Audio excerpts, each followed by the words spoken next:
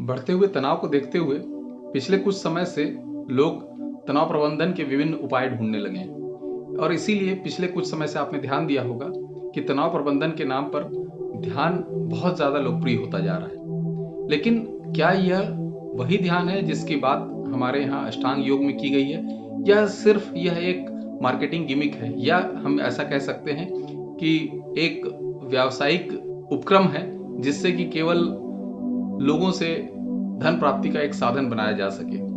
तो यदि आप ध्यान से देखने की कोशिश करें तो आज ध्यान के नाम पर जो भी विधियां सिखाई जा रही हैं वो मुख्य रूप से एकाग्रता की विधियां हैं। ध्यान के नाम पर आज हमें एकाग्रता सिखाई जा रही है, परंतु हमें यह बिल्कुल स्पष्ट होना चाहिए कि ध्यान का अर्थ एकाग्रता नहीं होता है। अगर आप ध्यान दें तो एकाग्र शब्द एक धन अग्र दो शब्दों से मिलकर बना होता है, एक और अग्र, जहां पर एक को आगे रखा जाता है। ऐसा हम कह सकते हैं कि हम जब किसी बिंदु पर, किसी विचार पर, किसी चित्र पर, किसी प्रकाश पर, किसी ध्वनि पर जब ध्यान अपना केंद्रित करते हैं तो उसे हम एकाग्रता कहते हैं। जहां पर हमने किसी एक विचार को या चित्र को या किसी ध्वनि को हमने आगे रखा हुआ है और हमने अपना सारा जो हमारी एकाग्रता है उसी की ओर केंद्रित कर रखी है, तो यह एकाग्रता कहलाती है, जो कि ध्यान नहीं है। ध्यान तो शुद्ध चैतन्य की निर्विचार अवस्था को कहा जाता है। तो आखिर यह शुद्ध चैतन्य की निर्विचार अवस्था कैसे प्राप्त होती है, इसके लिए हमें थोड़ा सा संक्षेप में महर्षि पतंजलि का अष्टांग योग देखना होगा।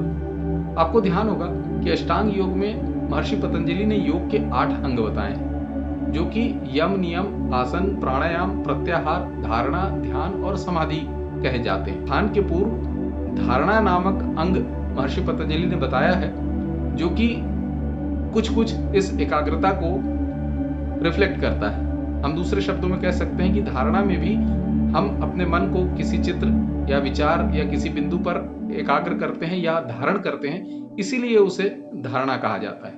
लेकिन महत्वपूर्ण समझना यह भी है कि महर्षि पतंजलि का जो अष्टांग योग है वो हमें ये बताता है कि योग के 8 अंग हैं और ध्यान तो समाधि के जस्ट पहले वाला एक अंग है, जो कि बहुत बाद में आता है। दूसरे सामान्य अर्थों में हम ऐसा कह सकते हैं, यदि हमें ध्यान और समाधि की अवस्था तक पहुंचना है तो पहले हमें यम, नियम, आसन, प्राणायाम और प्रत्याहार धारणा से गुजर कर ही वहां तक हम पहुंच सकते हैं। हम सामान्य शब्दों में ऐसा कह सकते हैं कि जिस तरह से कोई भी व्यक्ति पहली दूसरी कक्षा पास किए बिना पोस्ट ग्रेजुएशन नहीं कर सकता, बिल्कुल उसी तरीके से हम ऐसा समझ सकते हैं कि यम, नियम, आसन, प्राणायाम किए बिना कोई भी व्यक्ति योग की जो उच्च साधनाएं हैं जैसे ध्यान और समाधि उन तक नहीं पहुंच सकता या उन अवस्थाओं को नहीं प्राप्त कर सकता है। तो आखिर ये यम, नियम, आसन, प्राणायाम है क्या?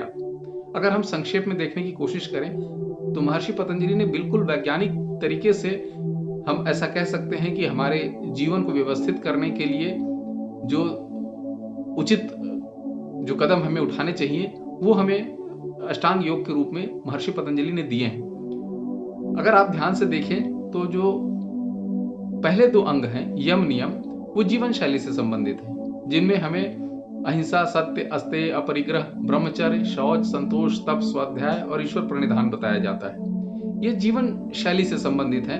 बिना जीवन शैली परिवर्तित किए हम योग की उच्च अवस्थाएं जैसे ध्यान और समाधि तक नहीं पहुंच सकते हैं। अभी हो क्या रहा है कि आज का मनुष्य चाहता है कि वह उस भौतिक सफलता की दौड़ में उसी तरह से लगा रहे, उसी रैट रेस में शामिल रहे और सारी जो मटेरियलिस्टिक उसकी कामनाएं हैं उसको प्राप्ति के लिए वह उसी तरह से प्रयासरत रहे, परंतु उसे तनाव नहीं हो और उसके लिए वह ध्यान का सहारा लेना चाहता है। परंतु महर्षि पतंजलि का ऐसा कहना है कि जब तक यम, नियम के द्वारा हम अपनी जीवन शैली में परिवर्तन नहीं करेंगे तब तक हम उस ध्यान की अवस्था को प्राप्त नहीं कर सकते। तो पहले तो हमें जीवन शैली परिवर्तित करनी पड़ेगी यम, नियम के द्वारा।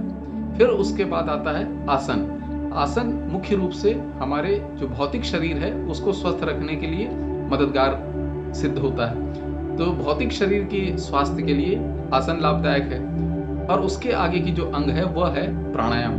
प्राणायाम हमारे आंतरिक अंगों की जो फिजियोलॉजी है, जो हमारे शरीर की जो देह की जो फिजियोलॉजी है उसकी प्रॉपर फंक्शनिंग के लिए बहुत महत्वपूर्ण है। प्राणायाम के द्वारा वह ऊर्जा जो हमारे शरीर के विभिन्न अंगों का संचालन करती है, जिसे हम प्राण भी कहते हैं, उसे आयाम देने में सफल होता है। प्राणायाम के विषय में हम या आसन या यम नियम के विषय में भी हम आगे और विस्तार पूर्वक किसी अन्य वीडियो में चर्चा करेंगे।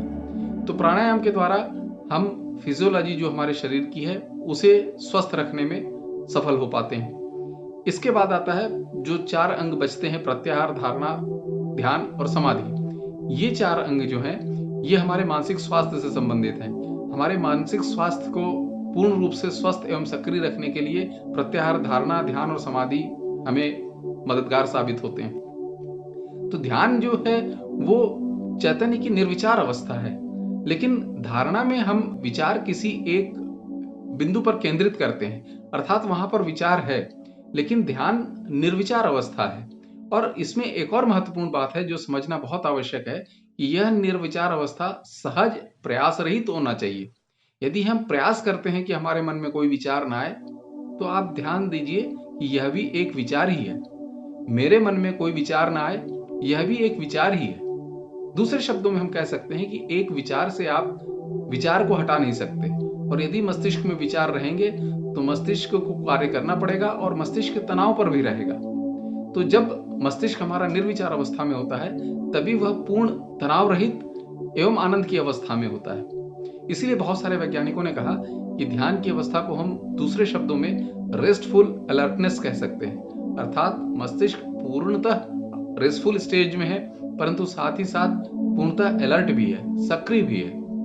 और इसीलिए हम जो ईईजी के द्वारा जब हम मस्तिष्क की तरंगों को रिकॉर्ड करते हैं तो हमें मस्तिष्क उस शांत अवस्था में मिलता है, और उस अवस्था में मस्तिष्क बाह्य संवेदों के लिए बहुत ग्राह्य भी हो जाता है, अर्थात वो बाहर से मिलने वाले सेंसेस को, सेंसरी जो परसेप्शंस हैं, उनको बेहतर ग्रहण भी कर पाता है।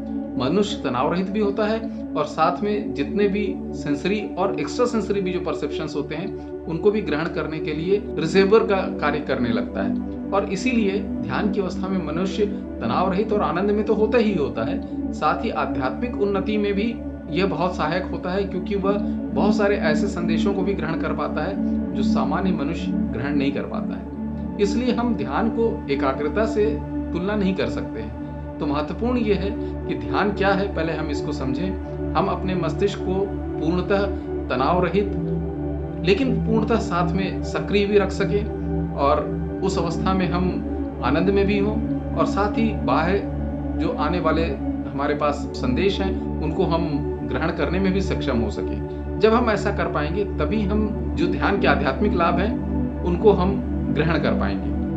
तो मैं ऐसा समझता हूं कि हमें इस जो व्यावसायिक भाग दौड़ हो रही है उससे हमको बचना चाहिए, और ध्यान के नाम पर जो आज विभिन्न जो व्यावसायिक उपक्रम खड़े हो गए हैं जो सिर्फ ध्यान को बेच रहे हैं, हमको उनसे भी बचना चाहिए, क्योंकि वो ध्यान नहीं सिखा रहे हैं, वो कुछ और ही सिखा रहे हैं। तो आवश्यक ये है कि हम ध्यान को सही तरीके से सीखें, और इसके लिए हम किसी योग्य गुरु के सानिध्य में रहकर अगर ऐसा करते हैं तो हम बेहतर एवं जल्दी उस अवस्था को प्राप्त कर सकेंगे, और अपना जीवन तो तनाव रहित करेंगे ही करेंगे, साथ में आध्यात्मिक उन्नति भी कर सकेंगे। आशा है आपको यह वीडियो अच्छा लगा होगा। यदि यह वीडियो अच्छा लगा हो तो कृपया इसे अपने अन्य मित्रों के साथ भी शेयर करें एवं चैनल को भी सब्सक्राइब करें।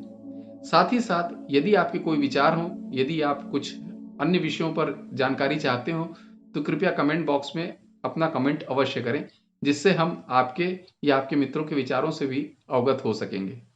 धन्यवाद।